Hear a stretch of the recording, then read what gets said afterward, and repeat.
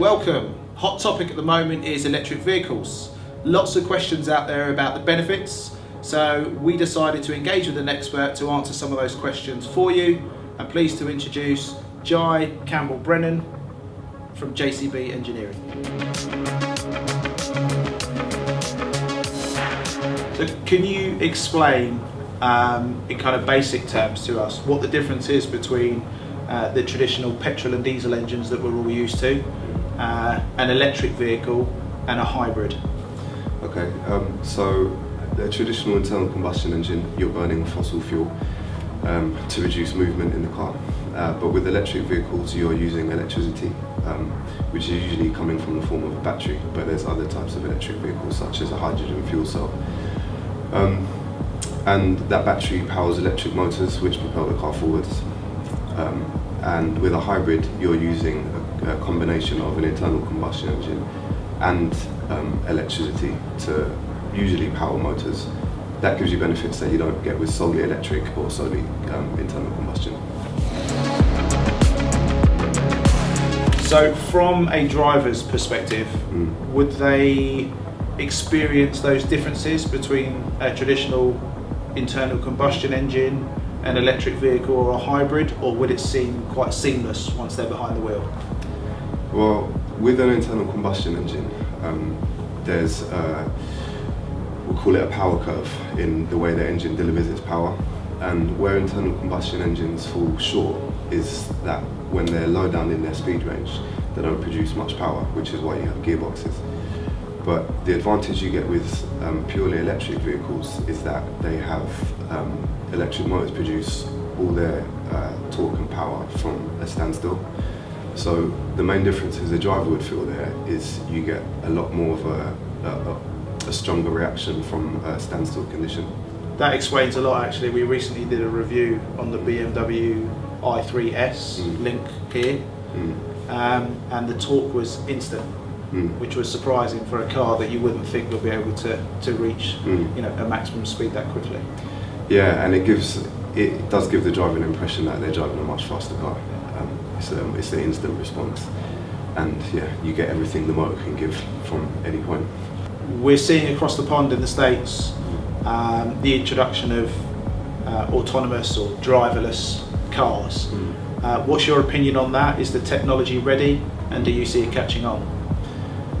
Yeah, I think autonomous vehicles are kind of inevitable. I don't think that there's always going to be a percentage of drivers that want to drive, but for especially public transport and things like that, I think autonomous vehicles are going to come through quite strong.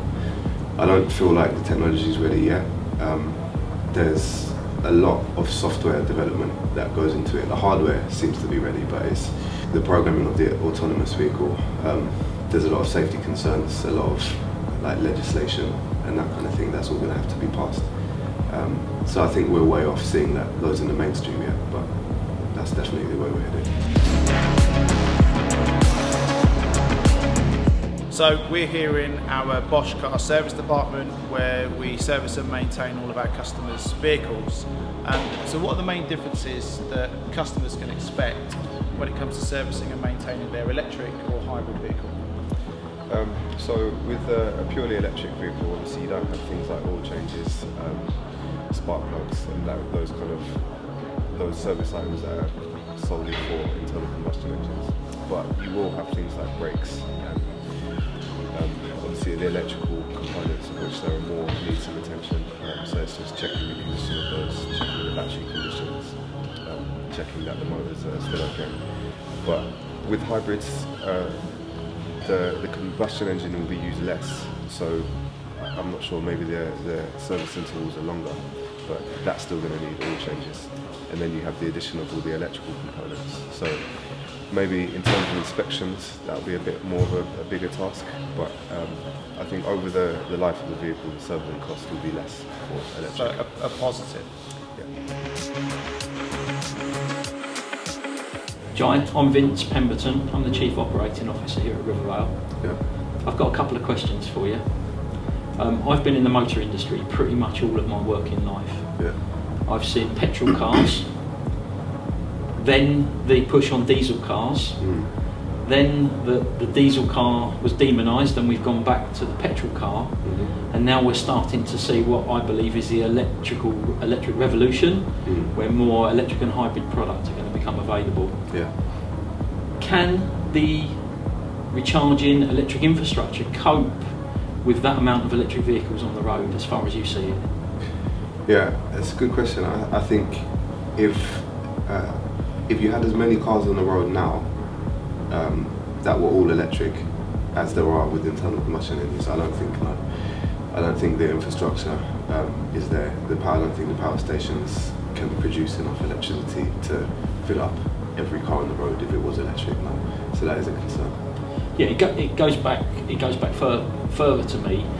There's been recent government announcements of how they're going to get to the road to zero. They're looking at, I believe, people having home charging points. Part of new build projects means that you've got to have a home charging point. Do you see that working? No, I think as it's not just confined to the transport sector. I think there's a lot of ill-informed government decisions. Governments were all pushing us to get diesels at one point, which is, we know where that's gone. Yeah. And I don't think saying let's get an electric vehicle charging point in every home, I don't think the practicalities are really understood in saying that. And of course there's the issue that while you're not burning or if you're not producing emissions at the car, you're still shifting that over to power stations and other places. We have a duty within the leasing industry to make sure that the product we provide to the consumer is fit for purpose. Obviously a lot of that can be around the distance that one might cover and the general usage of that vehicle obviously come into that equation. What are your thoughts and opinions on pushing people into electric vehicles and hybrid vehicles? Is that something that you think is the right thing to do, or do you still see petrol and diesel as viable sources? It's inevitable rather than the right thing to do. For me, I see it as we need to move away from internal combustion engines because they're inefficient. Obviously, we all know the problems with fossil fuels and the oil industry, but I think it's in the electric vehicles or battery electric vehicles and battery hybrids, as the way they are now, I feel like an intermediate step into another technology which is going to come later down the line. So if you feel electric vehicles suit your needs and what you want from a vehicle at the time, then I think go for them. But it's not going to be the final say in the powertrains for the automotive industry. Obviously we see one manufacturer dominating the headlines with regards to electric vehicles, Tesla.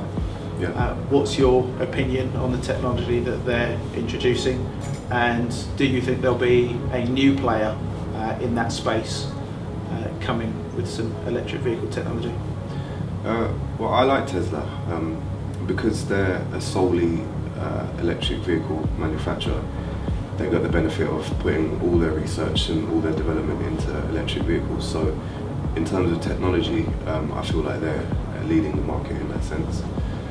I think it's for a new manufacturer to kind of get into that and get into the same space and build up a brand in the way that Tesla has would be quite a big task. So I wouldn't see any direct competitors kind of popping up in the next couple of years. I'm sure someone will try it. So maybe in the next decade or something. We're seeing Dyson. There's headlines that Dyson are looking to get into that space. And as we spoke about before with autonomous vehicles, we're seeing that Google are looking to get into that space as well. Yeah. Do you think they'll be able to catch up? I think Dyson is in a good position to do so because they've got a good brand in terms of like household electronics, and their engineering has always been quite strong. So I guess if anyone has a good chance, Dyson would be there. Jai, thanks for all of your insight today. That's been really helpful. If any of our viewers have got any further questions, please add them to the comments and we'll try and get those answered for you as well. But many thanks today, and look forward to another interview at some point. It's a pleasure. Thank you.